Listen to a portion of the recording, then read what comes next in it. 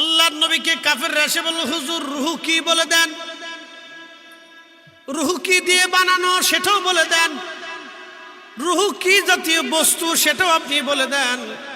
তখন আল্লাহ রাব্বুল আলামিন কোরআনের আয়াত নাজিল করে বলেন, হুজুর আপনি বলে দেন, রুহ সম্পর্কে মানুষ আপনাকে প্রশ্ন করে আপনি বলেন, ওয়ায়াসআলুনাকা আনির রূহি কুলির রূহু মিন আমরি রাব্বি।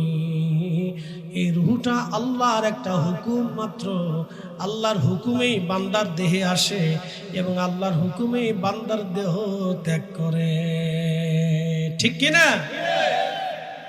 কার হুকুম? আল্লাহর হুকুম। আমরা কার হুকুমে আইছি? কার হুকুমে চলে যাব? মাঝখানে খালি আমরা শয়তানের হুকুম মানি। কি কথা খারাপ কইছি? শয়তানেরটাই মানি। নামাজ পড়িস না, শয়তানরে মেনে নিলাম। রোজা রাখিস না, শয়তানরে মানলাম। সুদ খা, শয়তানরে মানলাম। ঘুষ খা, শয়তানরে মানলাম। অন্যের জমি কেড়ে নে, শয়তানরে মানলাম। শয়তান আপনারা তাগাদা দিচ্ছে, তুই তোর বোনের জমি দিস না। বহু ভাই আছে এ দেশে বোনের জমি দেয় না, নিস ফরে নিস, ফরে নিস, ফরে নিস, ফরে নিস। অথচ আপন রক্তের বোন, একই মায়ের রেহেমের ভিতরে দুই ভাই বোন ছিল, ভাই বোনের জমি দেয় না, অথচ বোন তার উত্তরাধিকার সূত্রে বাবার হক সে নিজে পায়, বোনের জমি ভাই দেয় না। বলে কারণ কি? ভাইয়ের কাছে বোন দুর্বল, ভাই দিবি না পরে নিস, ভাই দিবি না পরে নিস, নিতে নিতে নিতে নিতে মৃত্যু হয়ে গেল। আচ্ছা আপনি বলেন তো, যেই ভাই বোনের জমিটা বুঝিয়ে দিল না, সে যতদিন ওই জমির ফসল খাইছে, হালাল খাইছে না হারাম খাইছে? ওই টাকার খাবার আর শুয়োরের গোশতের ভিতরে কোনো তফাৎ নেই। আপনাকে দিন বুঝে যেত। আসল ইসলাম আপনাকে বুঝতে হবে। পৃথিবীতে সাহাবায়ে কেরামের এত সুন্দর জুব্বা ছিল। আমি আপনাদেরকে বলি, সাহাবীদের কিন্তু এত সুন্দর জুব্বা ছিল না, এত সুন্দর পাগড়িও তাদের ছিল। আমরা যে সুন্দর সুন্দর চাদর গায়ে দিই, এগুলো ছিল না। জায়গায় জায়গায় তালি দেওয়া ছিল, তালি দেওয়া সিরা ছিল। এত সুন্দর মোলায়েম কাপড় ছিল না, মোটা সুতা দিয়ে বানানো সালার চটের মতো পোশাক পরে সাহাবীরা বিশ্ব বিজয় করেছে। কারণ কি জানেন? তারা এক চুল পরিমাণ পৃথিবীতে আমানতের খেয়ানত করত না। আল্লাহর আইনের বাহিরে চুল পরিমাণও যাইত না, চুল পরিমাণও না,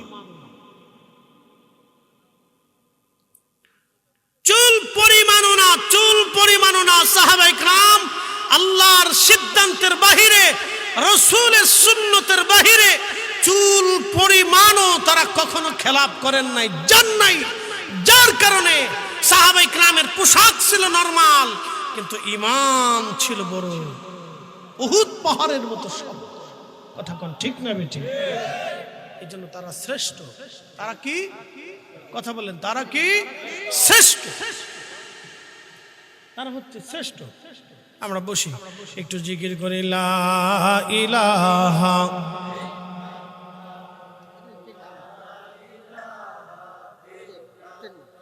জোরে লা ইলাহা, বসে লা ইলাহা, লা ইলাহা ইল্লাল্লাহু মুহাম্মাদুর রাসূলুল্লাহ সাল্লাল্লাহু আলাইহি ওয়াসাল্লাম। আচ্ছা আচ্ছা, এখন আগাই যে কমু, সবাই তো গরম হয়ে গেছে জায়গা।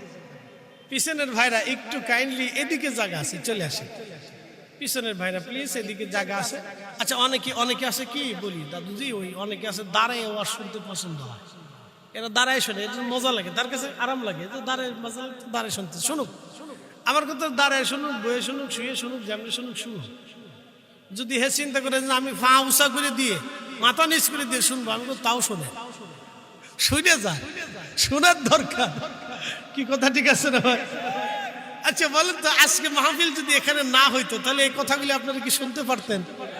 তাহলে মাহফিল হওয়ার দরকার। এই জন্য আল্লাহ রাসূল বলেছেন, আদ-দীনুন নসিহা, দিন নসিহতের উপর নির্ভর করে। যত বেশি নসিহত হবে, দিন তত শক্ত হবে, মুসলমান তত বুঝতে পারবে। বলেন না সুবহানাল্লাহ। আচ্ছা, সাহাবীদের আরেকটু বুঝাই। কোন সাহাবী বিচারের বেলায় কি স্বজনপ্রীতি করছে? আপনাদের কি মনে হয়? নিজের ছেলে যদি অন্যায় করছে তারপর ছেড়ে দিছে? আপনার ছেলে যদি কোনো নারী ধর্ষণ করে আপনি নিজেই তাকে বাঁচানোর জন্য জেলখানায় যাবেন, আদালতে যাবেন, উকিল ধরবেন, চেয়ারম্যান ধরবেন, মেম্বার ধরবেন, কেন লজ্জা করে না? আপনি কেন তাকে বাঁচাইতে যাবেন? ছেলে হোক, হোক আপনার সন্তান, হোক আপনার কলিজার টুকরা সন্তান, আল্লাহর আইনে সে সমান। আপনি তাকে কেন বাঁচাইতে যাবেন? সে অন্যায় করেছে, তাকে শাস্তি পেতে হবে। এরকম মুসলমান কয়জন আছে দেশে? হিসাব করেন, আপনি হিসাব করেন। কিন্তু সুন্দর টুপি মাথায় দিয়ে নামাজের প্রথম কাতারে দাঁড়াইছে, এ সুদে নামাজি, ঘুষে নামাজি বহু আছে।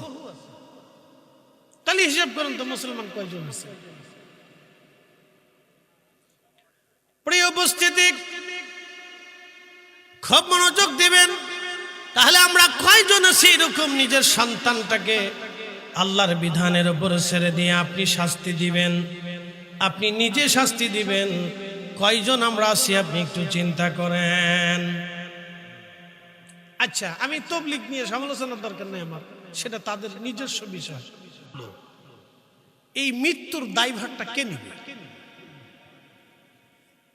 আমার সমালোচনার দরকার নেই। তারা মন্দ ভালো ওটা আমার বলার দরকার নেই। তারা ভালো কাজ করুক, আমরা দোয়া করি। কথা ঠিক আছে না ভাই? তারা ভালো কাজ করুক, আমরা দোয়া করি। কিন্তু যেই মানুষগুলি আজকে মারা গেল, এর ভিতরে বৃদ্ধ মানুষও আছে। তাহলে এই মানুষটার দায়ভারটা কে নিবে? যে সে মারা গেল, সে মরে গেল, এই দায়ভারটা কে নিবে? কার ঘাড়ের উপর বর্তা? বলুন, কে ফাইসালা করবে? এক মিনিট, ওইগুলো আমাদের ফাংশন না। শহীদ হোক না জান্নাতে চলে যাক আমার বিষয় না। আমি বলছি তারা ভালো কাজ করুক, আমরা দোয়া করি। কথা ঠিক আছে না ভাই? আমি তার মন্দ বলার দরকার নেই, মন্দ দিকেরও দরকার নেই। আমি যে 100% ভালো তাও কিন্তু না। কথা ঠিক আছে না ভাই? আমি মন্দ বলবো না, শুধু যার জন্য বলতেছি যে যে লোকগুলি মারা গেল এর ভিতরে বৃদ্ধ লোক আছে, তাহলে এই দায়ভারটা কে নিবে? আল্লাহ কোরআনে বললেন, মান কতালা নাফসাম বিগাইরি নাফসিন আও ফাসাদিন ফিল আরদি ফাকান্নামা কাতালান নাস জামিআ। তুমি একজন নিরপরাধ মানুষকে মারছো। কি নিরপরাধ? জোরে বলেন কি? সে ফাসাদ করে নাই, সে ফাসাদ করে নাই, তাকে হত্যা করার মতো কোনো কাজ সংগঠিত সে করে নাই, সে নিরপরাধ, তুমি তাকে মেরে ফেলছো। আল্লাহর কোরআন বলতেছে তুমি তাকে মারো নাই, বরং তুমি তাম পৃথিবীর মানুষকে মেরে ফেলে দিয়েছো। আপনি দেখেন তো, আল্লাহ কোরআন থেকে বুঝে যাবেন। আমি আপনাদের বিবেকের উপর ফয়সালা দেব, হক বেহক আপনারা বুঝে নেবেন। একজন নিরপরাধ মানুষ, তাকে দিয়ে পৃথিবীতে ফাসাদ হয় না, সে অন্য কাউকে হত্যা করে নাই, সে অন্য কাউকে হত্যা করে নাই, বরং সে নিরপরাধ, তুমি তাকে মেরে ফেলে দিয়েছো, তুমি তাকে মারো নাই। তামাম ফাকান্নামা কাতালান নাস জামিআ।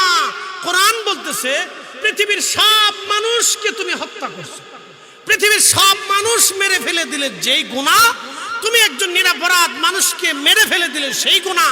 তাহলে আজকে যে মানুষগুলি মরে গেল, তাহলে এই দায়ভারটা কে নিবে? প্রিয় উপস্থিতি, শোনেন, আল্লাহ রসুলের জীবনে বহু যুদ্ধ হয়েছে, অনেক যুদ্ধ আল্লাহর নবী করেছেন। সংঘাত, মারামারি, যুদ্ধ রসুল এড়ানোর বহু চেষ্টা করতেন। যখন নিরুপায় হতেন তখন আল্লাহর নবী যুদ্ধ করতেন। মক্কাতে রসুল চলে গেলেন, হুদাইবিয়ার সন্ধি, নবী ইচ্ছা করলে তখনই যুদ্ধ করতে পারতেন, কিন্তু আল্লাহর নবী সন্ধি করলেন।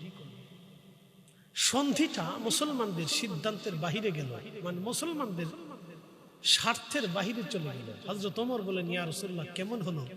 নবী বলেন, চুপ থাকো, আল্লাহর ফয়সালাই চূড়ান্ত, এই মক্কা আমাদের বিজয় হবে। একসাথে বলা যাবে না মারহাবা? ওই সময় রাসূল যুদ্ধ এড়িয়ে গেলেন, আর আমরা সামান্য বিষয় নিয়ে মারামারি, কাটাকাটি, পিটিপিটি করি। আজ পর্যন্ত দেখছেন সারসিনার সাথে ফুরফুরার মারামারি হয়েছে, ফুরফুরার সাথে জৈনপুরের মারামারি হয়েছে, জৈনপুরীদের সাথে এই মসলকে আলা হজরতের পিটিপিটি মারামারি হয়েছে। না, এগুলি নাই। আমাদের কোন দরবারের সাথে কোন দরবারের আজও পর্যন্ত মারামারি হয় নাই।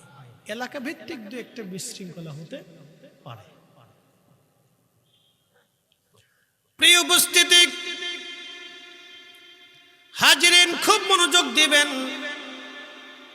অন্যায় তো অন্যায়। কোরআন আল্লাহ বলেন, ইন্নাল্লাহা ইয়া'মুরু বিল আদলি ওয়াল ইহসানি ওয়া ইতা'i যিল কুরবা ওয়া ইয়ানহা আনিল ফাহশাই ওয়াল মুনকার। আমি রব তোমাদেরকে নির্দেশ দিচ্ছি, আমি তোমাদেরকে নির্দেশ দিলাম, হে আমার বান্দারা, তোমরা পৃথিবীর মধ্যে ন্যায় করবা, অন্যায় করবা না। ন্যায় করবা, অন্যায় করবা না।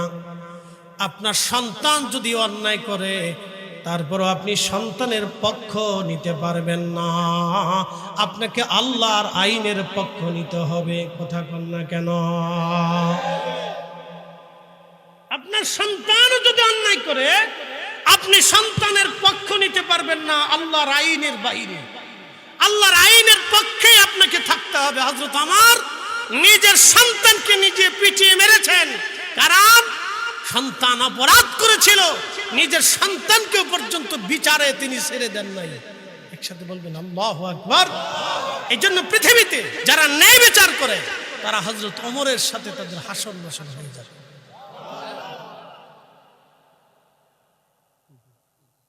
বিচারের তাগিদে ন্যায়ের কাছে হযরত ওমর নিজের সন্তানকেও পর্যন্ত ছেড়ে দেন নাই। কলিজার টুকরা সন্তানকে না, এখানেও ছাড় হবে না। আর আমাদের দেশে চোখ টিভি দিয়ে সালিশ বিচার হয়।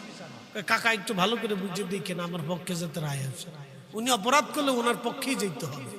এই পক্ষ বিপক্ষ পৃথিবী থেকে যতদিন না যাবে, ততদিন আমাদের মঙ্গল হবে না।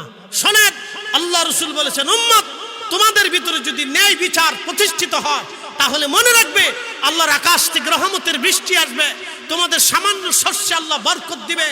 যদি তোমরা পৃথিবীতে ন্যায় বিচার প্রতিষ্ঠিত করতে পারো, যদি পৃথিবীতে ন্যায় বিচার হয়, ন্যায় হয়, যদি অন্যায় না হয়, তোমরা যদি ন্যায় বিচার পৃথিবীতে প্রতিষ্ঠিত করতে পারো, তাহলে গাভীর এত পরিমাণে দুধ হবে যে এক গাভীর দুধই সারা গ্রামের মানুষ খেতে পারবে না। যদি তোমরা পৃথিবীতে ন্যায় বিচার প্রতিষ্ঠিত করো, তাহলে শুনে রাখো, একটা আনার ফল দিয়ে সারা গ্রামের মানুষ খেতে পারবে, একটা আনারই গ্রামের মানুষ খেয়ে শেষ করতে পারবে। কিন্তু আজও হয়নি। এটা হবে ইমাম মাহদীর সময়, এর আগে কেউ পারবে না। হয় নাই, চেষ্টা করতে পারি। ন্যায় বিচারটাকে আল্লাহ এইভাবে প্রাধান্য দেয়। একটা কথা মনে রাখবেন, পৃথিবীর সবচেয়ে নিকৃষ্ট ওই মানুষ যে অন্যায় বিচার করে, এর মতো কোনো জঘন্য মানুষ পৃথিবীতে নেই।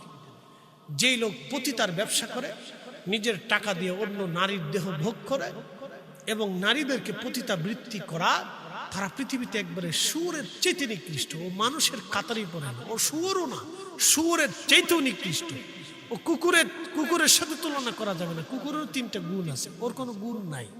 আর পৃথিবীতে শুয়োরের চাইতে নিকৃষ্ট তারা, যারা পৃথিবীতে মানুষের সাথে অন্যায় বিচার করে। আপনি ঠিক বললেও ঠিক, না ঠিক বললেও ঠিক। আল্লাহ বলেন, ইন্নাল্লাহা ইয়া'মুরু বিল আদলি, তোমাদেরকে হুকুম দিচ্ছি, তোমরা পৃথিবীতে ন্যায় বিচার করবে, ন্যায় করবে, ন্যায় করবে, অন্যায় করবে না, অন্যায় করবে না। একসাথে বলা যাবে না আল্লাহু আকবার। বিচারের জন্য সাহাবীরা এক মহিলাকে ধরে নিয়ে আসছে। কারণ কি? মহিলা চুরি করছে। আল্লাহর নবী বলেন, তার হাত কেটে দাও। সাহাবীরা এসে বলেন, ইয়া রাসূলুল্লাহ, ক্ষমা করে দিবেন, এই মহিলা সম্ভ্রান্ত পরিবারের একজন নারী, তার কি হাত কাটাটা মওকুফ করা যায় না? আল্লাহর নবী রাগান্বিত হয়ে গেলেন, জানারি হয়ে গেলেন। কি বলছো সাহাবীরা? আমার পূর্ববর্তী যত নবীরা এসেছিলেন, তাদের উম্মতরা পৃথিবীতে অন্যায় বিচার করার জন্য ধ্বংস করেছেন। আল্লাহ আকাশ থেকে পাথর ফেলেছেন, জমিনে আল্লাহ আগুন নিক্ষেপ করেছেন, আল্লাহ বৃষ্টি বন্ধ করে দিয়েছেন। তোমরা বলো কি, আমার ফাতেমাও যদি চুরি করত, আমি রাসূল আমার ফাতেমার হাত কেটে ফেলে দিতাম। অন্যায়ের ব্যাপারে ন্যায়ের পক্ষে আমি রাসূল আপোষহীন, হাত কেটে দাও। ধনী হোক না রাষ্ট্রপ্রধানের মেয়ে হোক, এটা দেখা যাবে না, হাত কেটে দাও। একসাথে বলা যাবে না আল্লাহু আকবার? না হয় না, আরো জোরে বলেন আল্লাহু আকবার। এটি ইসলাম। রাসূল বললেন অন্যায় বিচারের জন্য আগে আল্লাহ পৃথিবী থেকে বহু বৃষ্টি বন্ধ করে দিয়েছেন, পাথর নিক্ষেপ করেছেন, মানুষকে ধ্বংস করে দিয়েছেন, শস্য শ্যামলকে ধ্বংস করে দিয়েছেন শুধু অন্যায় বিচার করার জন্য। আপনি দিন বুঝে যান। বহু মানুষ আছে ন্যায় বুঝে না, টুপি মাথায় দিয়ে রাখে, নামাজের সেজদার ভিতরে পুজো দিচ্ছে, শয়তান হাসের কয় চাচা তোমার কিচ্ছু নেই।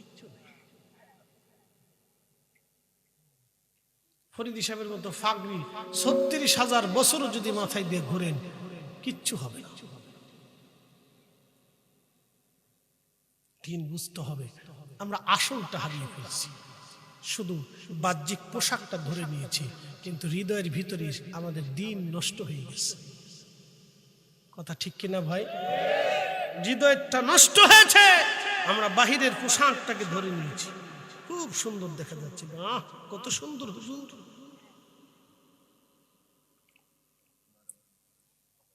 প্রিয় ভাই আমার, খুব মনোযোগ দিবেন। হাজিরিন, কুরআন আল্লাহ রাব্বুল আলামিন তার রাসূল বলেন আমার বান্দারা, নবী বলেন আমার উম্মতেরা, 120 দিনের মাথায় আল্লাহ রূহ নামক ইঞ্জিনটা এনে মায়ের রেহেমের ভিতরে আমার আল্লাহ ঢুকিয়ে দিলেন, মায়ের রেহেমে ঢুকিয়ে দিলেন। আমার বডির মধ্যে রূহটা আল্লাহ ঢুকিয়ে দেওয়ার পরে রব্বুল আলামিন জিব্রাইলকে বলেন, জিব্রাইল 4টে জিনিস আমার বান্দার জন্য লিখে দাও। 1 নাম্বার, সে কতদিন পর্যন্ত পৃথিবীতে বেঁচে থাকবে লিখে দাও। কতদিন পৃথিবীতে বেঁচে থাকবে তুমি লিখে দাও।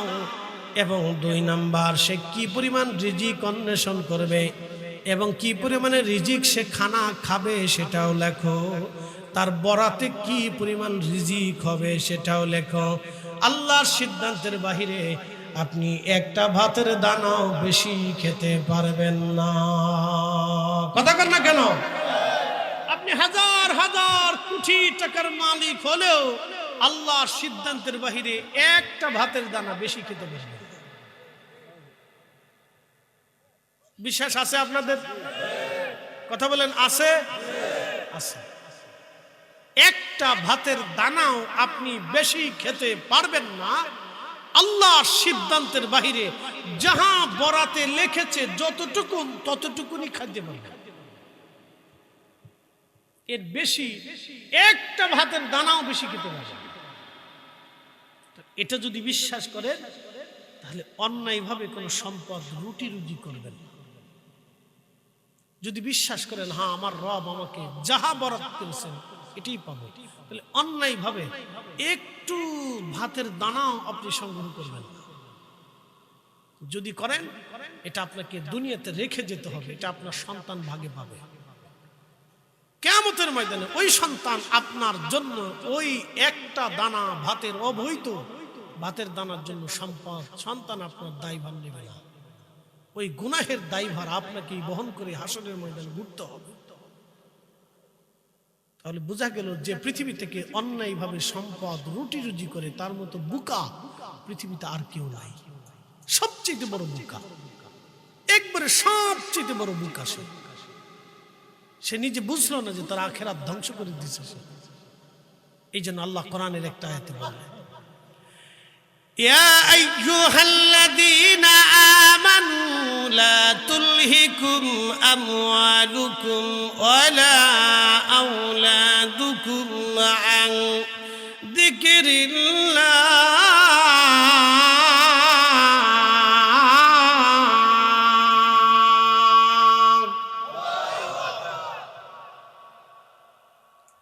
আল্লাহ কোরআনে বলে দিলেন, হে আমার ইমানদার বান্দারা,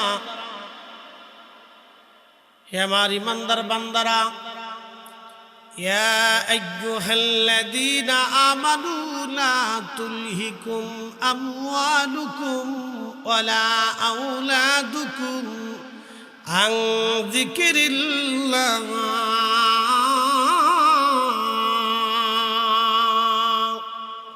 হে ইমানদার বান্দারা, তুমি সম্পদ আর সন্তানের মোহে পড়ে আমি আল্লাহর জিকির থেকে নিজেকে গাফেল বানাইও না। যদি সন্তান এবং সম্পদের মোহে পড়ে আমি আল্লাহর জিকির থেকে নিজেকে গাফেল বানাও। ومن يفعل ذلك فأولئك هم الخاسرون।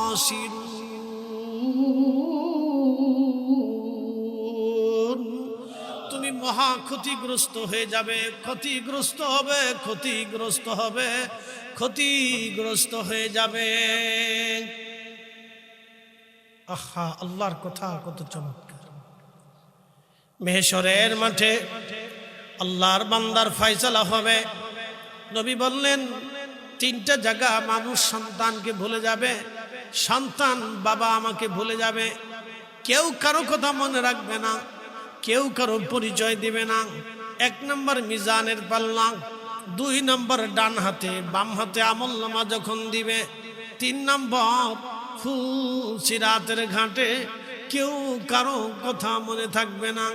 প্রিয় নবী বললেন, আমার উম্মতরে যখন মিজানের পাল্লা দাঁড় হবে, নেকি এবং বদিগুলি ওজন হতে থাকবে, তখন আমি রাসূল আমার উম্মতের মিজানের পাল্লার পাশে আমি দাঁড়ায় থাকবো। আমার উম্মত যাতে জাহান্নামে চলে না যায়, একবার আওয়াজ তুলে বলবেন কি ইয়া রাসূলুল্লাহ।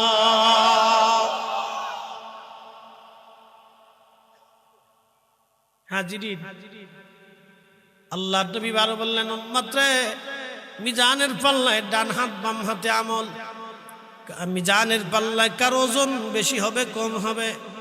বান্দার ওজন কম হয়ে গেল, নেকি কম হয়ে গেল, গুনার পাল্লা ভারী হলো। আল্লাহর বান্দাকে আল্লাহ বলবেন, তুমি জাহান্নামে চলে যাও। তখন আল্লাহর বান্দা বলবে, ইয়া রাব্বি, আমি আমার সন্তানের জন্য অপরাধ করছিলাম, আমি আমার মেয়ের জন্য অপরাধ করেছিলাম, আমি আমার স্ত্রীর জন্য অপরাধ করেছিলাম। আপনি যদি সুযোগ দেন আমি তাদেরকে ডাকবো, ডেকে ডেকে এনে আমার গুনাহের জিম্মাদারি কিছু গুনাহ তাদের আমলনামায় আমি দিয়ে দিতে চাই। আল্লাহ বলবেন, ঠিক আছে, ডাকো। ডাকা হবে তার সন্তানটাকে।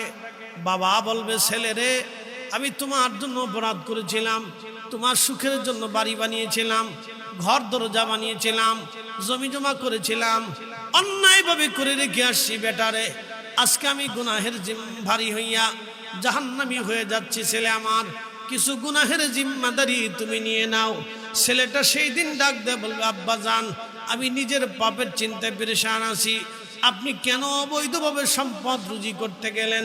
কেন সেই দিন আপনি অন্যায়ভাবে রুটি করেছেন? আপনি কেন বৈধভাবে করেন নাই? আব্বা জান, আজকে গুনাহের জিম্মাদারি আমি নেব না। ওই চিন্তায়, আমি নিজের চিন্তায় পেরেশান আছি। আপনার সময় বিশ্চিন্তায় আমার কোনো চিন্তা এখন মাথায় নাই। আপনার নিজের চিন্তা আপনি নিজে করেন। আল্লাহর নবী বলবেন, তখন আল্লাহ ডাক দিবে, বান্দা তোমার আর কেউ আছে? বলে, রব্বি, আমার একটা কন্যা আছে, ডেকে নিয়ে আসো। ডাকা হবে মেয়েটাকে।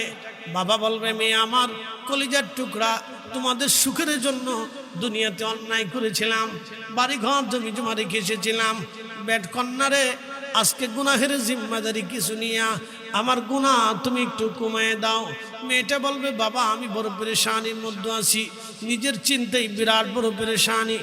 আব্বাজান, অন্যায় করে আপনাকে রুটি রুটি করতে তো আমরা বলি নাই, আপনি কেন করেছিলেন বাবা? আমাদের সুখের জন্য কেন অবৈধভাবে করলেন? গুনাহের ভাগীদার আপনি, আপনার চিন্তা আপনি নিজে করেন। মেয়েটাও চলে যাবে। আল্লাহ বলবেন, বান্দা, আর কেউ কি তোমার আছে? সেই দিন বান্দা বলবি, ইয়া রাব্বি, আমার স্ত্রী আছে। বলে, ডাকো তোমার বিবিকে।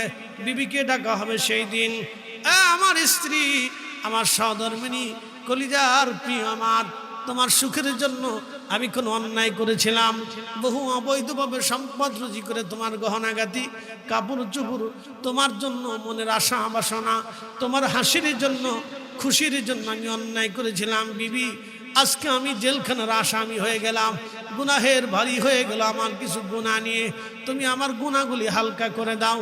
স্ত্রী বলবে, স্বামী, বিবাহের সময় শর্ত ছিল আমার সম্মানজনক রুটি রুজি, সম্মানজনক জীবিকা দিয়ে দেনমোহর ধার্য করে আপনি আমাকে বিয়ে করেছিলেন। আপনার আয়ত্তের ভিতরে আমি ছিলাম, আমার আয়ত্তে আপনি ছিলেন না। হালালে হারামে রুটি রুজির বিষয়টা তো আমি বলতে পারবো না, এটা আপনার বিষয় ছিল স্বামী। আপনি নিজের চিন্তা নিজে করেন। আমি আমার নিজের চিন্তায় আজ বড় পরেশান হয়ে গেছি। স্ত্রীও চলে যাবে। আল্লাহ বলবে বান্দা তোমার আর কেউ আছে? বান্দা কাঁদতে থাকবে, ইয়া রাব্বি আজকে আপন বলে আজ আমার কেউ নাই। আল্লাহ বলবে বান্দা তোমাকে বলেছিলাম সন্তান এবং সম্পদের মোহে তুমি আমি আল্লাহর জিকির থেকে গাফিল হইও না। তুমি সন্তানের চিন্তায় সম্পদের চিন্তায় আমি আল্লাহর আইনের বাহিরে চলে গেলাম। এ বান্দা আমার স্মরণ আমার জিকির থেকে আমার সিদ্ধান্তের বাহিরে তুমি চলে গিয়েছিলা। অতএব আজকে তোমার জন্য যেটা বরাদ্দ হয়েছে তুমি তোমার শাস্তি আস্বাদন করতে থাকো, কারণ আমি আল্লাহ বড় ন্যায় বিচারক। আমি আল্লাহর ন্যায়ের বিরুদ্ধে যাওয়া হবে না। লা তাবদীলা কালিমাতিল্লাহ, আমি আল্লাহর কথার কোনো পরিবর্তন হবে না। ইন্নাকা লা তুখলিফুল মিআদ, আমি আল্লাহর কোনো ওয়াদার খেলাফ হবে না। অতএব তুমি তোমার জাহান্নামের স্বাদ আস্বাদন করো। শেষ শেষ। হাসরের ময়দানে ছোট্ট একটা চিত্র আপনাদের সামনে তুলে ধরলাম, একটা চিত্র। আরো কত ভয়াবহ চিত্র আছে, আরো কত ভয়াবহ চিত্র আছে। এই জন্য বুদ্ধিমানরা কখনো অবৈধভাবে সম্পদ রুটি রুজি করে না। তারা জানে এটার দায়ভার কিয়ামতের ময়দানে আমি নিতে পারবো না। অ্যাটেনশন, পৃথিবীতে একজন মুজাদ্দিদ ছিলেন, ইসলামের প্রথম মুজাদ্দিদ, মুজাদ্দিদে মিল্লাত হযরতে ওমর ইবনে আব্দুল আজিজ রাদিয়াল্লাহু তাআলা আনহু। তিনি ইসলামের প্রথম মুজাদ্দিদ। প্রত্যেক 100 বছরে একজন করে মুজাদ্দিদ আসবে। আকাইদে আহলে সুন্নাত ওয়াল জামাত ছাড়া পৃথিবীতে কোনো মুজাদ্দিদের জন্ম হবে না। একসাথে বলবেন না সুবহানাল্লাহ? এটা চিরসত্য। আকাইদে আহলে সুন্নাত ওয়াল জামাত ছাড়া পৃথিবীতে কোনো মুজাদ্দিদের জন্ম হবে না। কোনো মা জন্ম দিতে পারবে না। ইসলামের প্রথম মুজাদ্দিদ হযরতে সৈয়দনা ওমর ইবনে আব্দুল আজিজ রাদিয়াল্লাহু তাআলা আনহু। তিনি ইসলামের হযরত ওমরের মতো রাষ্ট্র পরিচালনা করতেন। ওনাদের মতো আর কেউ পারবে না ইমাম মাহদী আলাইহিস সালামের আগ পর্যন্ত। বলে হুজুর কেন পারবে না? আমি আপনাদেরকে একটু বুঝাই কেন পারবে না বুঝাই। ধরেন বাংলাদেশে ইসলামী হুকুমত প্রতিষ্ঠিত হল। এখন বলেন ইসলামী হুকুমত প্রতিষ্ঠিত হওয়ার পরে বাংলাদেশ ব্যাংক কি বাতিল করতে পারবেন? আর বাংলাদেশ ব্যাংক যদি থাকে তাহলে সুদও থাকবে, ব্যাংকও থাকবে। পৃথিবীর সাথে লেনদেন করতে হলে আপনাকে সুদের মাধ্যমে লেনদেন করতে হবে। সুদ ছাড়া আপনি লেনদেন করতে পারবেন না। সারা ওয়ার্ল্ডের সাথে আপনাকে ব্যবসা করতে হলে তাহলে ওয়ার্ল্ডের নীতি মেনে আপনাকে ব্যবসা করতে হবে। অতএব সুদের ভিত্তিতে আপনাকে ব্যবসা করতে হবে, এর বাহিরে আপনি ব্যবসা করতে পারবেন না। তার মানে বোঝা গেল 100% অসম্ভব। কিছুটা হলে করতে পারবেন কিন্তু 100% করেছিলেন হযরত ওমর, হযরত আবু বকর, হযরত উসমান, হযরত আলী, হযরত ইমাম হাসান, হযরত ওমর ইবনে আব্দুল আজিজ। একবার 100% করেছিলেন। এবং এরপরে আল্লাহ রাসূল বলছেন আমার নসলে আমার বংশে আমার হাসানি আমার হুসাইনি আমার হাসান এবং হুসাইনের নসলে সরাসরি রক্তে পৃথিবীতে আল্লাহ একটা সন্তান পাঠাবে। তার নাম হবে মুহাম্মদ, বাবার নাম হবে আব্দুল্লাহ। সে পরিচিত হবে ইমাম মাহদী হিসেবে। আমি যেইভাবে কালিমাতুল তাওহীদ আমি যেইভাবে আল্লাহর দ্বীন জমিনে প্রতিষ্ঠিত করেছি, আমার মাহদী সেইভাবে জমিনে আল্লাহর দ্বীন প্রতিষ্ঠিত করবে। আমি যেইভাবে সারা অঞ্চলে ইসলামের হুকুমতকে দ্বীনকে প্রতিষ্ঠিত করেছি, আমার মাহদী পৃথিবীর প্রত্যেকটা অঞ্চলে মহল্লাতে গ্রামে আল্লাহর দ্বীনকে প্রতিষ্ঠিত করবে। আরো জোরে বলে। সে পৃথিবীতে এমন ভাবে ন্যায় বিচার প্রতিষ্ঠিত করবে। এরপরে রাসূল বললেন এমন ভাবে সে ন্যায় বিচার প্রতিষ্ঠিত করবে যে এমন ভাবে ন্যায় বিচার সারা পৃথিবীতে চলবে। আল্লাহ এত পরিমাণে ওই সময় বরকত দিবে যে একটা আনার একটা গ্রামের মানুষ খেয়ে শেষ করতে পারবে না। একটা গাভীর দুধ একটা কওমের মানুষ খেয়ে শেষ করতে পারবে। এত পরিমাণে আল্লাহ বরকত দিবে শুধু ন্যায় বিচারের জন্য। আমার বক্তব্য না, রাসূল যেটা বলেছেন সেটাই হবে। বিশ্বাস আছে না ভাই আপনাদের? নবী যাহা বলেছেন তাই হবে। কি কথা কন না কেন? নবী বলেছেন ওয়াদাউল আমানা, আমানত হত্যা করা হবে, আমানত ধ্বংস হবে। আজকে ঠিক আমানত মরে গেছে। বিশ্বাস না করলে টাকা হাওলাত দিয়ে দেখেন, আর না হয় দোকানে বাকি দিয়ে দেখেন, তাহলে দেখবেন যে আমানতটা কবর দিয়ে ফেলছে, আমানত নাই।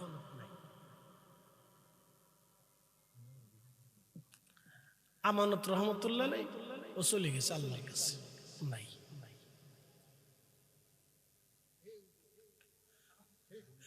কথা কর না। আমি জীবনে যতবার আমার কইছে হুজুর চলে যান, বিকাশে পাঠাই দিবেন, আজও পর্যন্ত পাইনি। আমি নিজের আশাক্তি। অনেকে আমাকে হাসতে হাসতে বলছে, হুজুর আমাকে বিশ্বাস করেন, কালকে টাকা অবশ্যই পাঠিয়ে দেন। আমি শুধু মুচকি হাসি দিয়ে বলতে, আচ্ছা ঠিক আছে পাঠান। আমার জীবনে কোনোদিন পাঠাইছে কোনো রেকর্ড নাই, পাঠান। হাসতে হাসতে চলে এসে পাঠান, কেন আমি জীবনে পাইনি। এরপর আর জীবনেও কোনোদিন ফোন আসেনি, পাইনি। এই জন্য চিন্তা করছি যে আমানত মরে গেছে, আমানত নাই। একসাথে বলা যাবে আল্লাহু আকবার। প্রিয় উপস্থিতি, অনেক কথা, অনেক ওয়াজ আপনাদেরকে শোনাইলাম। তাহলে আল্লাহর সিদ্ধান্তের বাহিরে একটা দানা ভাত আমরা বেশি খেতে পারবো সুযোগ, কোন সুযোগ নেই। বুদ্ধিমানরা কখনো অবৈধভাবে সম্পদ রুজি করে না। ভাই যেটা পাবে ভাইকে বুঝিয়ে দিবে, বোন যতটুকুন পাবেন ওকেও বুঝিয়ে দিবে। আপনার ভাতিজা ভাগনারা যা পাবে ওটা আপনি সমানভাবে বুঝিয়ে দিবেন। তোমারটা তুমি নিয়ে যাও, তোমাদেরটা তোমরা নিয়ে যাও, সমানভাবে বুঝিয়ে দিয়ে বলবেন যাও, তুমি আল্লাহর সিদ্ধান্তে তুমি পাবা, তুমি নিয়ে যাও। এটা নিয়ে আমাকে ভেজাল বাড়ানো, পারাপারি করার কিছু নেই। তুমি যেটা পাবা নিয়ে যাও, শেষ।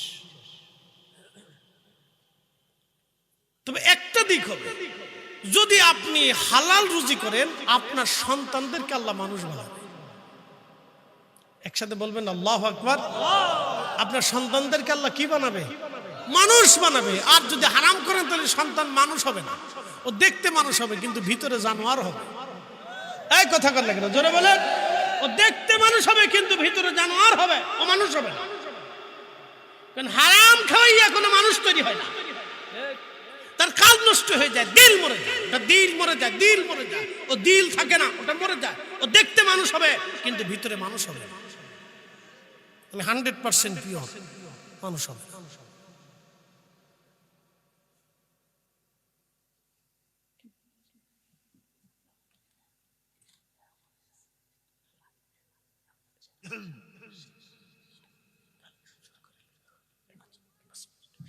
আমরা একসাথে বলি না মারহাবা।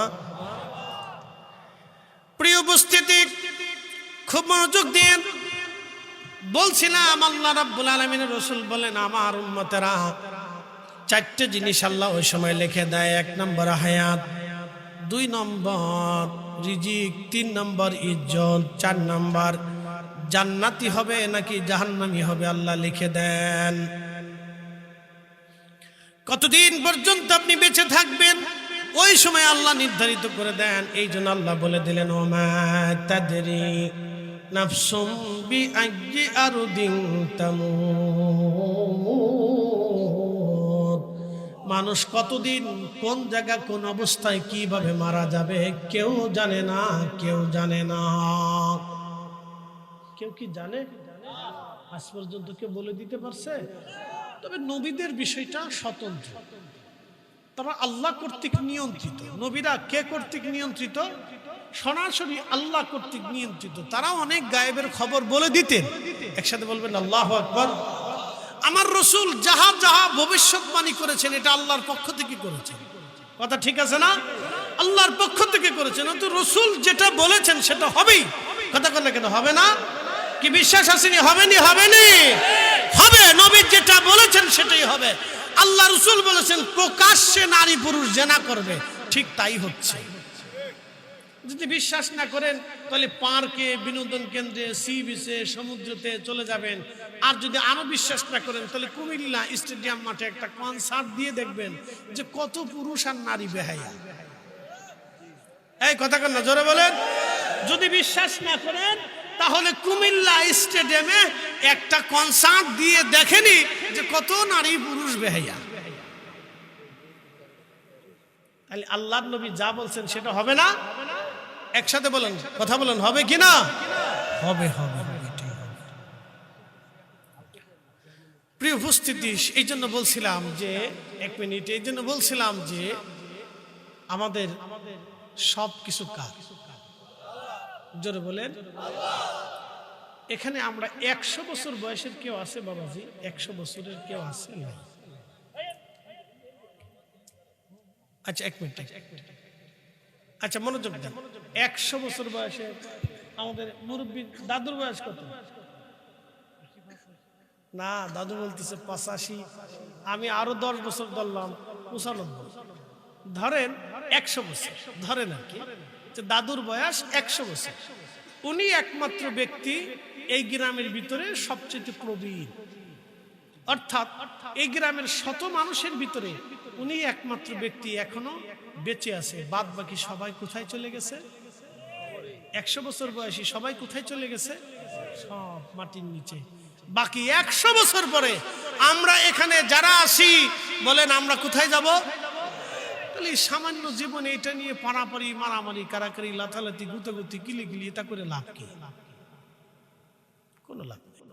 আচ্ছা বলেন তো, একটা আম গাছ থেকে 50 বছর আমকে দেয়, কোনো কি ভুল আছে?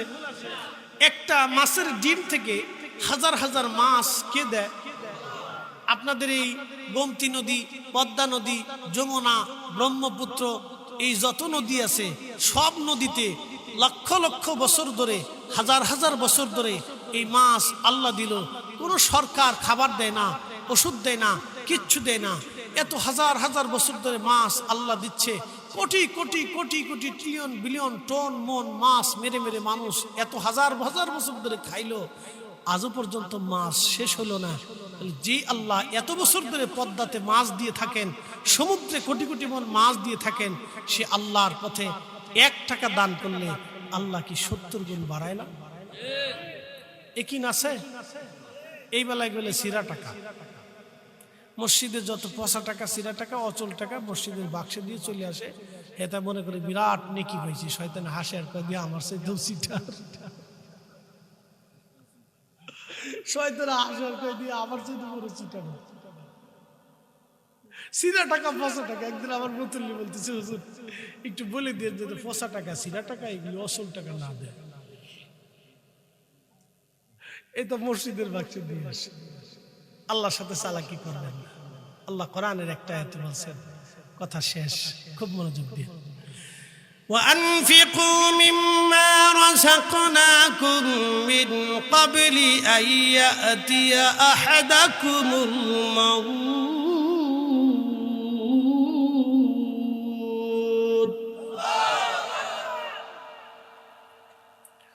রব্বুল আলামিন কোরআনুল কারীমে বললেন, হে আমার বান্দারা, আমি রব্বুল আলামিন তোমাদেরকে যে রিজিক দিলাম, যে সম্পদ দিলাম, এই সম্পদ থেকে তোমরা আমি আল্লাহর পথে কিছু ব্যয় করো। মিন ক্বাবলি আন ইয়াতিয়া আহাদাকুমুল মাউত, মরণ আসার আগে দিয়ে দাও, মরণ আসার আগে দিয়ে দাও, মরণ আসার আগে দিয়ে দাও। মিন ক্বাবলি আয়াতিহা আহাদাকুমুল মাউত, মৃত্যু আসার আগে দাও। যদি তুমি দান করো তাহলে আমি আল্লাহ তোমাকে 1 টাকায় 70 গুণ দিব। যদি তুমি দান করো, অ্যাক্সিডেন্ট, দুর্ঘটনা, বালা, অপমৃত্যু, এগুলি থেকে আমি আল্লাহ তোমাকে নিরাপত্তা দিব। যদি দান করো তোমার রিজিককে আমি আল্লাহ বাড়িয়ে দিব।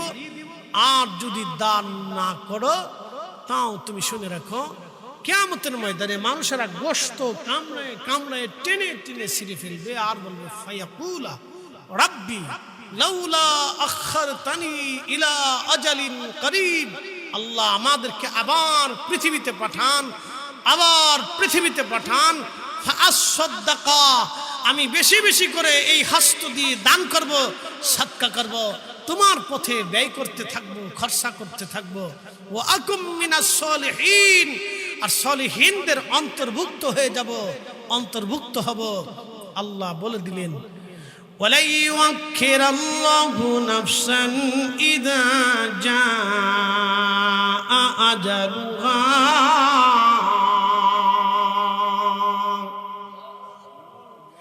আল্লাহ ডাক দিয়ে বলেন, বান্দা হায়াত শেষ হয়ে গেলে পৃথিবীতে আর থাকার সুযোগ নাই। আর একবার আল্লাহর কাছে চলে গেলে পৃথিবীতে আসার আর কোনো সুযোগ নাই।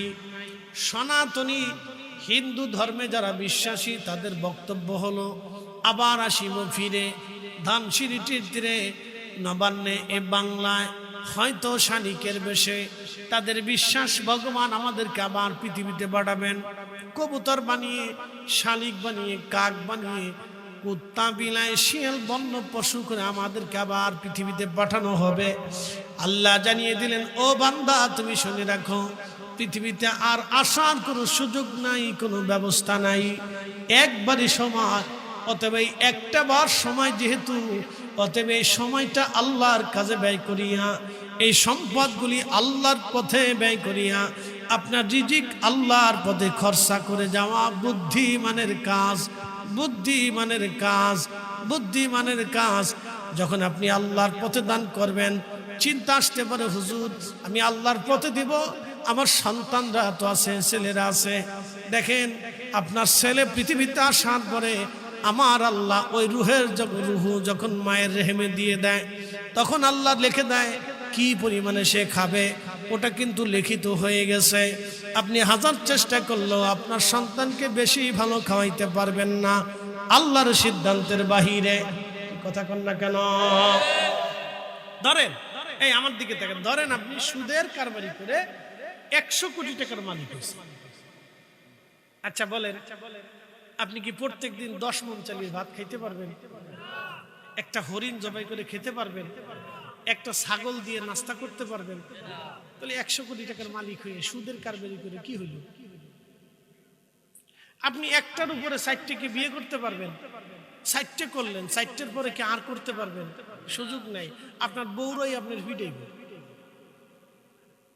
যদি আপনি 2 করে বিয়ে করতে পারতেন, যে 40টা বউ হইলো সুন্দরী বউ, আমি 100 কোটি টাকার মালিক হয়েছি আকাম উকাম করিয়া, তাহলে বউ হলো 40টা, দুনিয়াতে আখেরাতে না বললো দুনিয়াতে একটু বউটো নিয়ে ঘুরে ঘেরে ঘেরে আরাম সারাম করিয়া একবারে হাফেরাই ট্রাই করে কি বলে হেনেমেন টেনেমেন করে ঘুরে ঘেরে বেড়ালাম না, তা পারবেন না। 40টা বিয়েও যদি করেন আপনি, তো বউরা আপনারে সেকালে একালে সকালে আর বিকেলে দুপুরে আর রাত্রে জুতা দিয়ে ভিড়ে। কথা ভাই খারাপ কইছি আমি?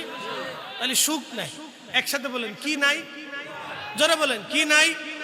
না না আসতে হয়ে গেল না, জোরে বলেন কি নাই? কি নাই?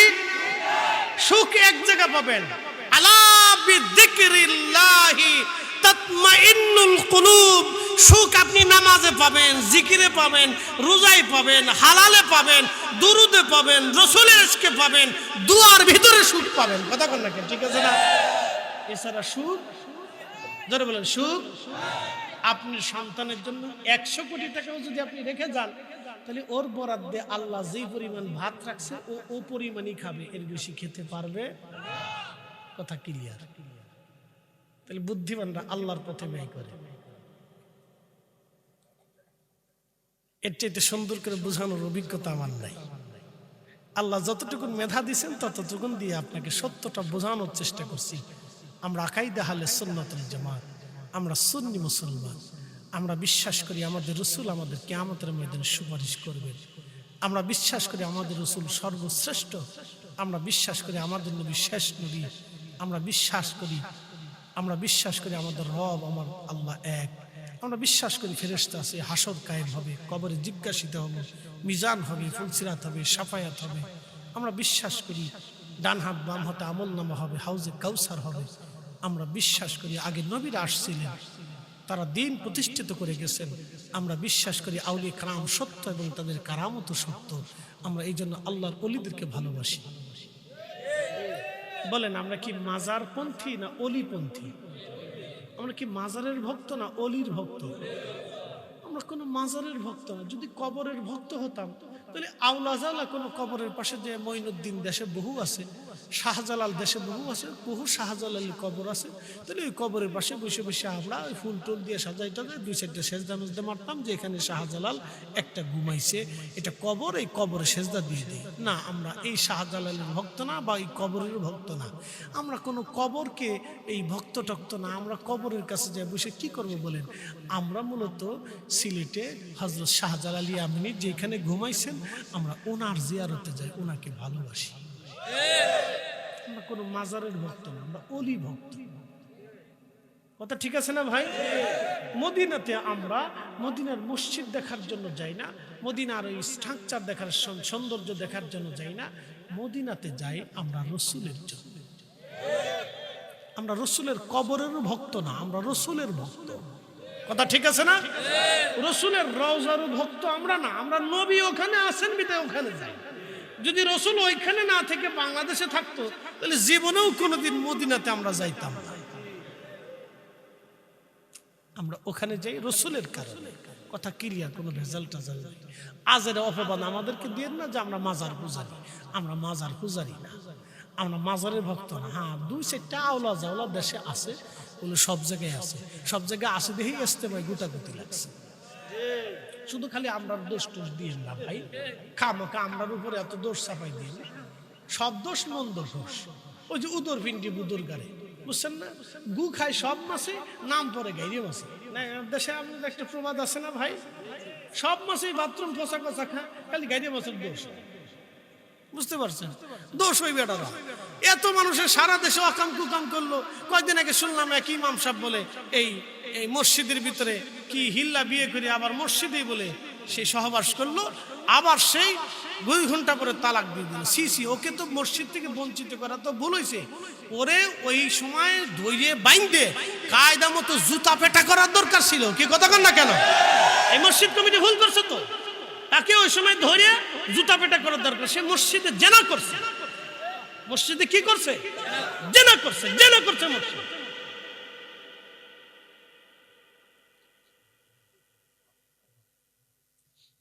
খালি সুন্নিদের দোষ, খালি আমাদের দোষ। আমরা ইয়া নবী সালাম আলাইকে বলে দাঁড়াইলি বিরাট বড় অপরাধ করে ফেলছি। কি কথা কন না কেন?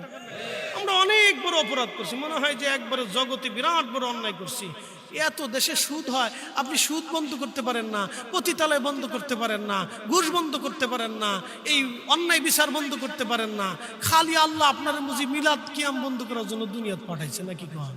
হ্যাঁ, আরে সর্বনাশ, উনি খালি মিলাদ কিয়াম বন্ধ করার জন্য বুঝে নিচ্ছে। খালি এটাই ওয়াজ, খালি এটাই ওয়াজ। দুনিয়াতে আর ওয়াজ নাই, আর কোন ওয়াজ নাই। উনি খালি মিলাদ কিয়াম বন্ধ করবে, উনি দোয়া বন্ধ করবে, উনি ফাতিহা বন্ধ করবে, উনি কোরআন খতম বন্ধ করবে। উনার আল্লাহ এর লেগে পাঠাইছে। আজ পর্যন্ত একটা সুদের কারবারি বন্ধ করতে পারে নাই, একটা এনজিও বন্ধ করতে পারে নাই, একটা পতিতা নারী পতিতালয়তে ধরিয়ে এনে ওরে বুঝাইয়া কোনোদিনও তারে এই বিয়ে শাদী দিয়ে তারে কোনোদিন হেদায়েতের পথে আনতে পারে না। উনি খালি মিলাদ বন্ধ করবে। কি কথা কন না কেন? উনি খালি মিলাদ বন্ধ করবে, উনারে পাঠাইছে মিলাদ বন্ধ করার জন্য। হাজিল কোথাকার মুসলমান দোয়া বন্ধ করে কার লাভ হয়েছে? শয়তানের লাভ হয়েছে, মুসলমানের কোনো লাভ হয় নাই। মুসলমানের কোরআন খতম বন্ধ করে শয়তানের লাভ হয়েছে, মুসলমানের কোনো লাভ হয় নাই। কোরআনের আওয়াজ পৃথিবীতে এমন একটা আওয়াজ, যে আওয়াজ একজন মুসলমানের কলিজায় লাগার সাথে তার কলিজায় লাড়া দেয়। কলিজায় কি করে? একটা বাড়িতে যখন উলামায়ে কেরাম তলবে ইলম কোরআন শরীফ পড়বে, তখন ওই বাড়িতে আল্লাহ সাকিনা নাজিল। খালি ফতোয়া মাইরে মেরে কোরআন খতম বন্ধ করে দিচ্ছে। আগে মুসলমানের ঘরে ঘরে কোরআন খতম চলতো, আজকে বন্ধ হয়ে গেছে। ওর ফতোয়ার কারণে এটা বন্ধ হয়ে গেছে। বন্ধ হয়ে লাভ হয়েছে কার? কে লাভ করছে? শয়তানের লাভ হয়েছে। আরে হযরত ওমর কোরআনের তেলাওয়াত শোনার পরে হযরত ওমরের দিল পরিবর্তন হয়ে গেছে। কি কথা কন না কেন? আল্লাহ বলছেন ওয়া ইযা তুলিয়াত আলাইহিম, আপনি সব কথা বাদ দেন, আল্লাহর কথা তো মানবেন। আল্লাহ বলছেন ওয়া ইযা তুলিয়াত আলাইহিম আয়াতুহু যাদাতুহুম ঈমানা, যখন কোরআনের তেলাওয়াত শুরু হয়, কোরআন তেলাওয়াত কোন ঈমানদার শুনে, তখন ঈমানদারের ঈমান বাড়তে থাকে। একসাথে বলবেন আল্লাহু আকবার। তাহলে কোরআন খতম দরকার আছে কিনা? কোরআন তেলাওয়াত মুসলমানের ঘরে ঘরে প্রয়োজন আছে কিনা? খালি ফতোয়া ফতোয়া। আজকে সুদ বন্ধ হলো না, এনজিও বন্ধ হলো না, এটা বন্ধ হলো না, সেটা বন্ধ হলো না, খালি এটা বন্ধ করে। উনি এটাই বন্ধ করার জন্য মনে হয় আল্লাহ ওনারে পাঠাইছে। ফাজিল কোথাকার। আল্লাহ আমাদেরকে সঠিক সমঝ দান করুক, সকলে বলে না আমি। প্রিয় উপস্থিতি, আমরা একদিন ফিরে যাব কার কাছে? আল্লাহর কাছে। বুদ্ধিমানরা আল্লাহর পথে দান করে। আমাদের মোহতারাম অতিথিবৃন্দরা আসছেন, তারা কথা বলবেন। এখন মসজিদের জন্য কাজ, 50,000 টাকা কে দিবে?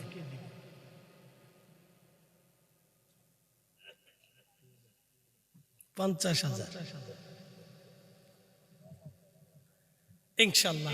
আমাদের অতিথিরা ব্যস্ত মানুষ, তারা চলে যাবে। তারা দুটি সালাম করবেন, কথা বলে চলে যাবে।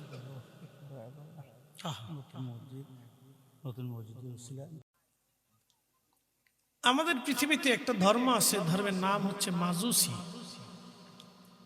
তারা আগুনের পূজা করে।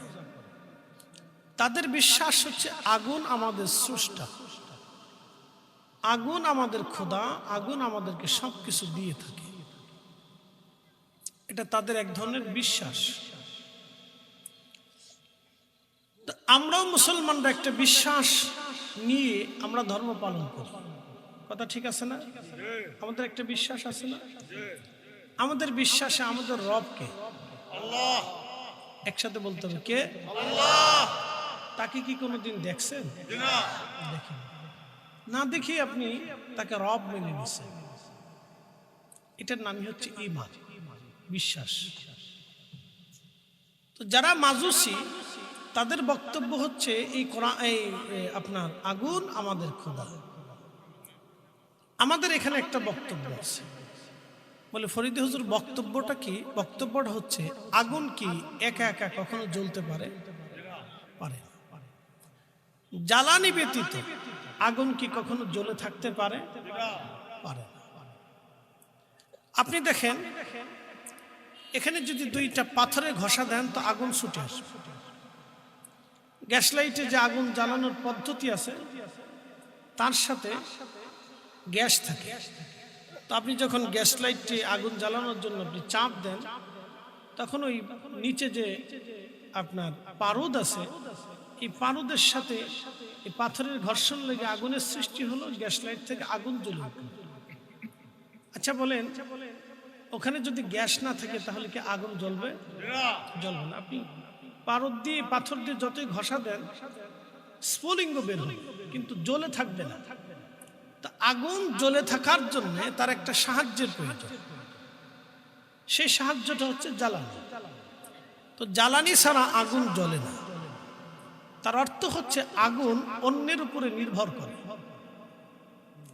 তো যে অন্যের উপরে নির্ভর করে সে কখনো খোদা হতে পারে না।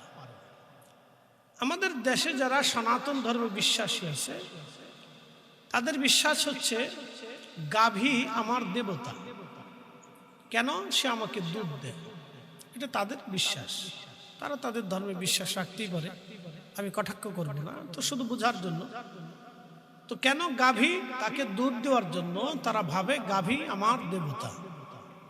এই জন্য তারা গো হত্যাকে, গরু হত্যা করাকে দেখবেন তারা খুব অপছন্দ করে, এবং গরুর মাংস তারা খায় না। তারা ভাবে গাভী আমার মা, আমার দেবতা।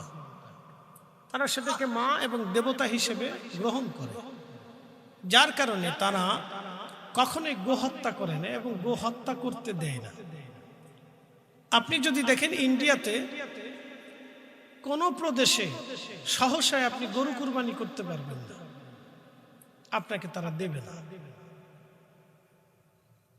তাহলে বোঝা গেল ইন্ডিয়াতে মুসলমানরা কি হালতে আছে, আপনি একবার নিজেই বুঝেন। অধিক মুসলমান থাকা সত্ত্বেও সেখানে গরু কুরবানি করার সুযোগ নেই, তারা দিচ্ছে না। গোপনে পালিয়ে দুই একটা হয়তো কোথাও কোথাও, বা মুসলিম অধ্যুষিত এলাকায় কোথাও দুই একটা হতে পারে, কিন্তু বেশিরভাগ অঞ্চলগুলিতে গরু জবাই হচ্ছে না। কেন? তারা গরুটাকে মা এবং দেবতা মনে বিশ্বাস করে। এখন আমার প্রশ্ন, আমার দিকে তাকান, গরু আপনি যদি 7 দিন রশি দিয়ে বেঁধে ঘরের মধ্যে রাখেন, পানি দিলেন না, খাবার দিলেন না, দুধ কি পাওয়া যাবে? গরুই তো পাবেন, দুধের হিসাব পরে করে। তাহলে বোঝা গেল এই গরুটা অন্যের মুখাপেক্ষী, কথা ঠিক আছে না? আগুন অন্যের মুখাপেক্ষী। আর আমাদের রব যিনি, তিনি বলছেন আল্লাহু সামাদ, আমি কারো মুখাপেক্ষী না, সব সৃষ্টি আমি আল্লাহর মুখাপেক্ষী। একসাথে বলবেন আল্লাহু আকবার। এখন প্রশ্ন করতে পারেন যে রবকে তো দেখা যায় না, তো যাকে দেখলাম না তাকে আল্লাহ বলে কিভাবে মানব? আপনার অন্তরে আসতে পারে। এখন নাস্তিকতায় যারা বিশ্বাসী তাদের বক্তব্য হলো ক্ষুধা দেখা যায় না, ক্ষুধা ধরা যায় না, ক্ষুধা ছোঁয়া যায় না, তাহলে সেই ক্ষুধা আমরা কি করে বিশ্বাস করি? এটা নাস্তিকতায় বিশ্বাসী তাদের মতামত। এখন আমি আপনাদেরকে প্রশ্ন করি, আপনার আমার দেহের ভিতরে যে রুহু আছে, এটা কি কোনোদিন ধরেছেন? কোনোদিন তাকে দেখেছেন? দেখেন না। অথচ আপনার দেহের ভিতরেই তিনি বসবাস করতেছেন, এবং উনি না থাকলে আপনি আর আমি একটা নিথর দেহ, মুর্দা লাশ। আচ্ছা বলেন, আল্লাহর দেনাপানা কি লাশের সাথে না রুহের সাথে? আল্লাহ কি লাশ আমাদের দেহ পাঠাইছেন না রুহু পাঠাইছেন? রুহু পাঠিয়েছেন। আল্লাহ আমাদের দেহ পাঠান নাই, রুহু পাঠিয়েছেন। কোরআন আল্লাহ বলেন ওয়াবাদা খালকাল ইনসানি মিন তিন, আমি মানুষকে মাটি দিয়ে সৃষ্টির সূচনা করেছি। সৃষ্টির মাটি, মানব সৃষ্টির সূচনা হচ্ছে মাটি থেকে, কিন্তু শুধু মাটি দিয়ে তৈরি না। মাটির সাথে পানি আছে, আগুন আছে, বাতাস আছে, চারটা পদার্থ। শুধু মাটি না, মাটি দিয়ে শুরু করছেন, এর সাথে আরো অ্যাডজাস্ট করছেন পানি, আগুন, বাতাস। আপনি নিজের দেহের দিকে দেখেন, তাপমাত্রা না থাকলে, শীত যতই পড়ুক, শরীর আপনাকে গরম থাকতেই হবে। এই তাপ না থাকলে পৃথিবীর কোনো মানুষ বেঁচে থাকবে না। শীত যত বেশি পড়ুক, আপনার অক্সিজেন থাকতেই হবে। অক্সিজেন না হলে মানুষ, এই বাতাস না হলে মানুষ বাঁচবে না। আপনার পৃথিবীর সারা পৃথিবী মরুভূমি হয়ে যাক, মানব শরীরের ভিতরে তার পানি থাকতেই হবে। পানি না হলে মানুষ বাঁচবে না। তাহলে মানুষের সৃষ্টির উপাদান হচ্ছে মাটি, আগুন, পানি, মাটি, বাতাস। হুজুর, এটা কি আপনার বক্তব্য না? হুজুর গাউসে পাক মহিউদ্দিন আব্দুল কাদের জিলানী সিররুল আসরারের ভিতরে লিখেছেন, মানুষ চারটি পদার্থ দিয়ে তার বডির স্ট্রাকচার আল্লাহ তৈরি করছে, আগুন, পানি, মাটি, বাতাস, কিন্তু সূচনা করছেন মাটি থেকে। এরপর আল্লাহ বলছেন সুম্মা জাআলা নাসলাহু মিন সুলালাতিন মিন মাইন মাহিন, আমি মানুষের বংশের বিস্তার করছি। ছেলে হইছে, নাতি হইছে, পুতি হইছে, ভাই হইছে, বোন হইছে, ভাতিজা, ভাগ্নি, ভাগ্নে, এই যে আত্মীয় স্বজন একটার পর একটা, একটার পর একটা বংশের বিস্তার আমি করেছি। মিন সুলালাতিন মিন মাইন মাহিন, মানুষের শরীর থেকে নির্গত নির্যাস একটু পানি। একসাথে বলবেন আল্লাহু আকবার। আচ্ছা, আমি এত সময় দুইটা আয়াত থেকে আমি আল্লাহর বক্তব্য শোনাইলাম। বলেন, আল্লাহর বক্তব্যের ভিতরে কি আপনার কাছে মনে হয় এটা ভুল আছে? সৃষ্টির সাথে আল্লাহর বক্তব্যের কত চমৎকার মিল আপনি দেখেন।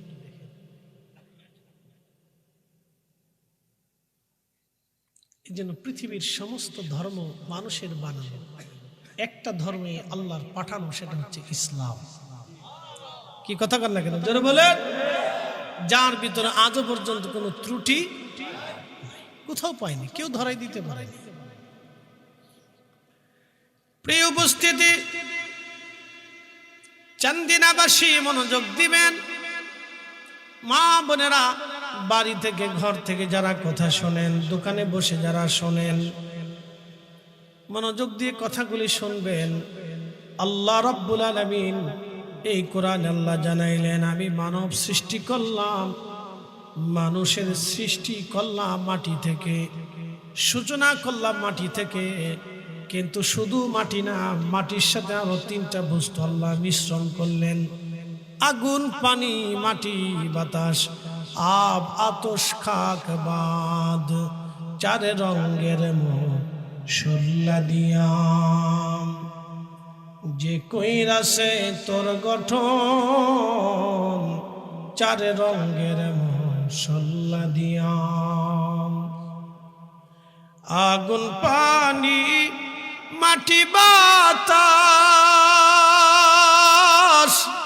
একই যোগে করিয়া প্রকাশ আগুন পানি মাটি বাতাস একই যোগে করিয়া প্রকাশ ওরে দেখিলি না তুই কইরা তালাশ ওরে দেখিলি না তুই কইরা তালাশ কোন জায়গা সে মহাজন চার রঙের মশলা দিয়াম যে কইরাছে তোর গঠন চার রঙের মশলা দিয়াম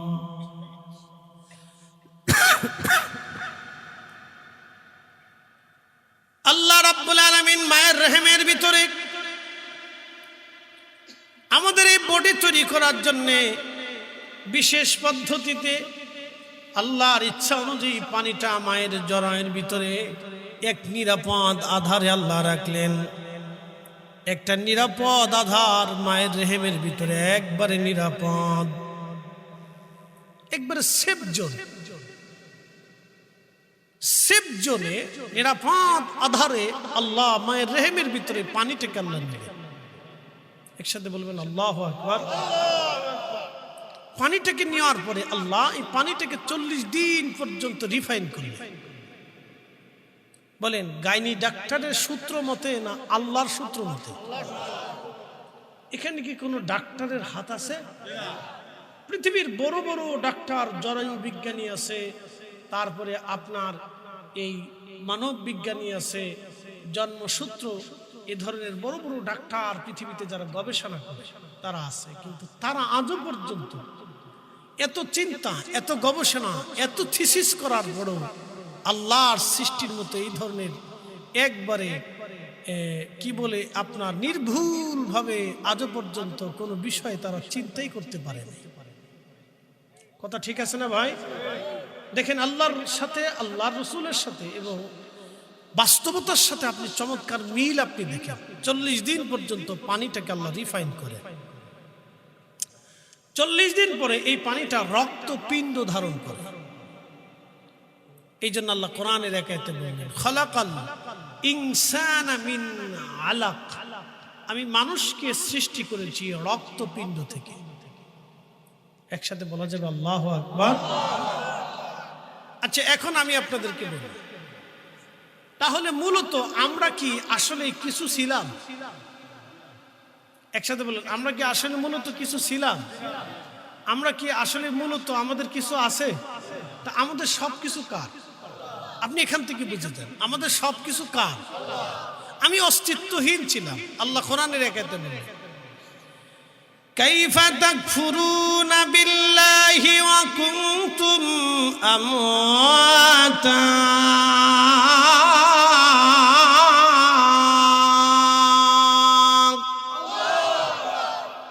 কাইফা তাকফুরুনা বিল্লাহ তোমরা কি করে আল্লাহকে অস্বীকার করো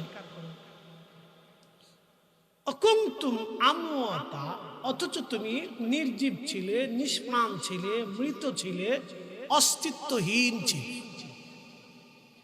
আমার বয়স 45 বছর আগে পৃথিবীতে আমার কোনো অস্তিত্বই ছিল না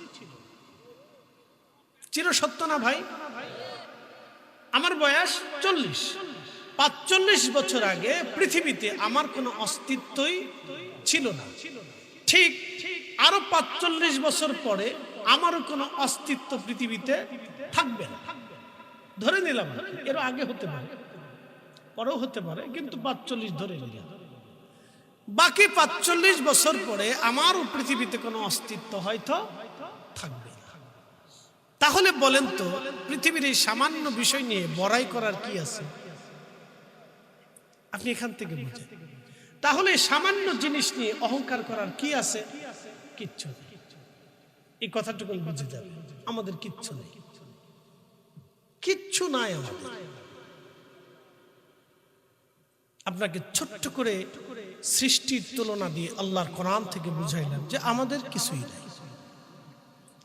আমাদের অনেকেই বুঝে না, হয়তো কিছু অর্থ হলে তার শরীর গরম হয়ে যায়, সেভাবে অর্থই বুঝি অনেক কিছু মনে করে না ভাই। কিছু রাষ্ট্রীয় ক্ষমতা অথবা রাজনৈতিক ক্ষমতা আসার পরে সেভাবে আমি মনে হয় অনেক কিছু। যদি ধরেন লোকটার ক্যান্সার হয়ে গেল, তখন সে বুঝতে পারে আসলে আমি কিছু না। যখন বৃদ্ধ হয়ে যাওয়ার পরে হীন ক্ষীণ হয়ে যায়, তখন বুঝে আমি কিছু না। যখন হসপিটালের আইসিইউর মধ্যে সে পড়ে যায়, তখন সে বুঝে যে আমি কিছুই না, সব আল্লাহ। আচ্ছা, আমরা বসি, আরামে বসি, যার যার জায়গায় বসি, আমরা জানি, শোনেন, আমি মাহফিলে উঠাইতে চাই না। কেন উঠাইতে চাই না? আমি জানি যে যে জায়গায় বসে ওই জায়গার প্রতি তার মায়া লেগে যায়। এটা পৃথিবীর নিয়ম, বুঝতে পারছেন? এই জন্য দেখবেন কেউ বাড়ি ঘর সাইডে যাইতে চায় না। তার যদি ভালো বাড়িও দেওয়া হয়, তারপর সে বাপের ভিটা থেকে যেতে চায় না। না, এটা আমার আব্বার ভিটা, ঠিক আছে না ভাই? এটার ভিটার প্রতি তার একটা মায়া লাগে। দেশ, আপনি দেশে থাকেন বা না থাকেন, পৃথিবীর যেখানেই থাকেন, যেই দেশে যেই স্থানে আপনি জন্ম নিয়েছেন, ওই স্থানটাকে আপনি ভালোবাসবেন। এটা অটোমেটিক ভাবে আসতে থাকে আল্লাহর পক্ষ থেকে। এটা আপনি না চাইলেও আপনি ভালোবাসবেন। মনে পড়বে এটা আমার দেশ, এটা আমি জন্ম নিয়েছিলাম। সে পৃথিবীর যত সুন্দর জায়গায় থাকুক, সে বারবার মনে পড়বে যেটা আমার দেশ, ওখানে আমি জন্ম নিয়েছি। যে যেখানে বসে ওই জায়গার প্রতি তার একটা মায়া হয়, এটা আল্লাহর পক্ষ থেকে, ঠিক আছে? এই জন্য আমি উঠে কষ্ট দিয়ে লাভ নাই। যার যার মতো আগে ফাঁকা জায়গায় পুরো করে বসলে ভালো লাগবে। একসাথে যদি বলি না আল্লাহু আকবার। কিছু গুরুত্বপূর্ণ কথা আজকে শুনবেন। হ্যাঁ, এদিকে জায়গা আছে, আমার ভাইরা যদি একটু কষ্ট করে হেঁটে হেঁটে চলে আসেন, কারণ শীতকাল তো, যে যেখানে বসে ওই জায়গাটা গরম হয়ে গেছে, এখন ওখান থেকে সরলেই ঠান্ডা হবে। তো এই জন্য আমি আর কষ্ট দেবো না। যার যার স্থানে এদিকে জায়গা আছে, চুপচাপ এসে ইনশাল্লাহ বসে পড়ে একটু দোষে পড়েন আল্লাহুম্মা সাল্লি আলা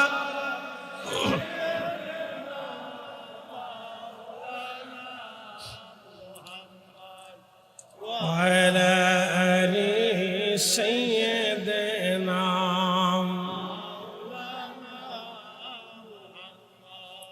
বাড়ি বাড়ি কররে মন, এ বাড়ি ঘর তোমার না।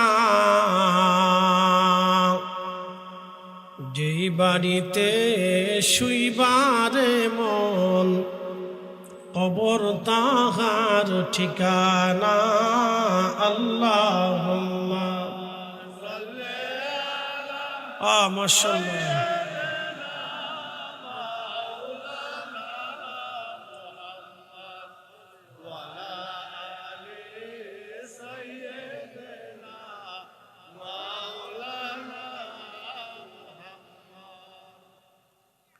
খুব মনোযোগ দিবেন। তার অর্থ হচ্ছে, আপনার বয়স যদি 70 হয়, 71 বছর আগে আপনি পৃথিবীতে আপনার কোনো অস্তিত্ব ছিল না। আল্লাহ বলেন কুনতুম আমওয়াতা, তুমি অস্তিত্বহীন ছিলে। ফাআহইয়াকুম, আমি রব তোমাদেরকে দুনিয়ার জীবন দিয়েছি। একসাথে বলবেন আল্লাহু আকবার। কে দিছে? একসাথে বলবেন কে? কে? আমাদের দেশে যারা সনাতন ধর্মে বিশ্বাসী, তাদের বক্তব্য হলো আমার বিদ্যার একজন দেবতা আছে। সে কে? সে সরস্বতী। তাদের বিশ্বাস হচ্ছে আমার একজন লক্ষ্মীর দেবতা আছে। সে কে? লক্ষ্মী। সে আমার ঘরে কল্যাণ দেয়। এটা তাদের বক্তব্য, যে আমার ঘরে সে কল্যাণ দেয়। এই জন্য তারা লক্ষ্মীকে পূজা করে, তারা সরস্বতীকে পূজা করে, তারা গণেশকে পূজা করে, তারা শিবকে পূজা করে। বলে কি, শিব আমাকে শক্তি দেয়, আমার যৌন শক্তি দেয়, আমার কামনা বাসনা দেয়। তো সেই জন্য তারা শিবকে পূজা করে। আচ্ছা গেল। তারা দুর্গাকে পূজা করে, গরুকে পূজা করে, বলে কি এটা তাদের এই দেবতা, এই দেবতা, তাদের পানির দেবতা, আগুনের দেবতা, বৃষ্টির দেবতা, খাবারের দেবতা, টাকার দেবতা, এরকম তাদের বিশ্বাসে বিভিন্ন দেবতা হতে হতে হতে হতে তারা বিশ্বাস করে আমাদের 33 কোটি দেবতা আছে। কত কোটি? 33 কোটি তাদের বিশ্বাস। আমরা মুসলমানরা সবাই বিশ্বাস করি যে আমাদের সব কিছুর জন্য মালিক আল্লাহ।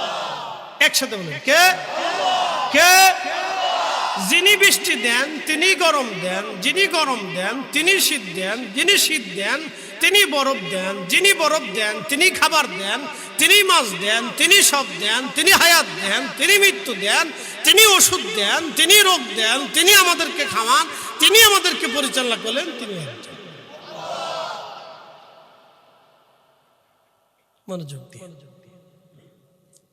এক একটা ধর্মের এক এক ধরনের বিশ্বাস। তো মনোযোগ দিয়ে আল্লাহ বলেন ফাহিয়াকুম, তোমাদেরকে আমি জিন্দা করলাম, জীবন দিলাম। আচ্ছা এখন বলেন, যিনি জীবন দিলেন তাহলে ইবাদত হবে কার? আইনটা মানব কার? আমি আরো বুঝাই। আপনাদের দেশে কুকুর আছে, শিয়ালও আছে। এখন আপনারা এই গ্রামের মানুষ, এই